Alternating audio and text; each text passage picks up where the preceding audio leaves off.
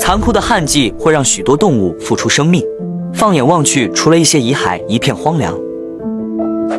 方圆数公里内，这里是唯一的水源，因此会吸引大批饥渴难耐的梅花鹿前来饮水。这里看似平静，实际却……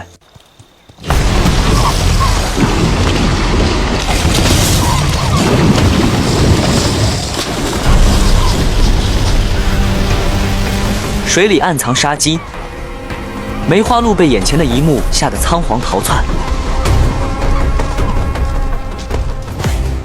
这是沼泽鳄，体长超过5米的巨型鳄鱼。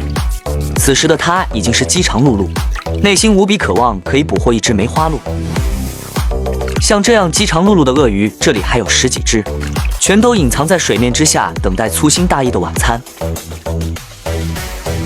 干旱愈发严重。还有更多的鳄鱼即将来到这里。一只成年雄性沼泽鳄奔波了大半天，终于抵达。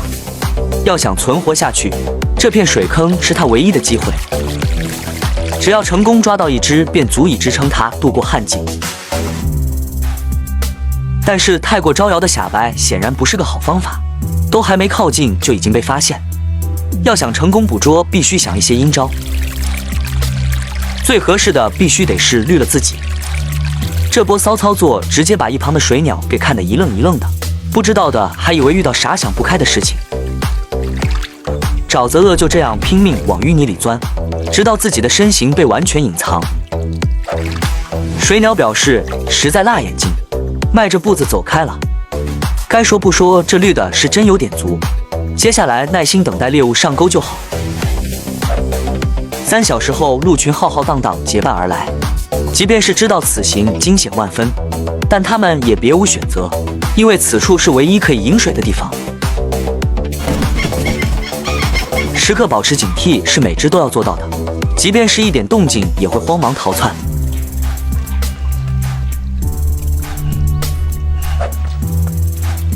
10分钟后，眼看没什么动静，一些雄鹿的胆子也变肥了。甚至作死地向前推进，殊不知自己距离鳄鱼已经不到1米了。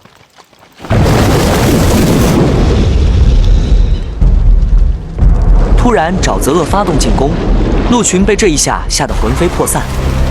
可惜的是，其中一只被咬中大腿。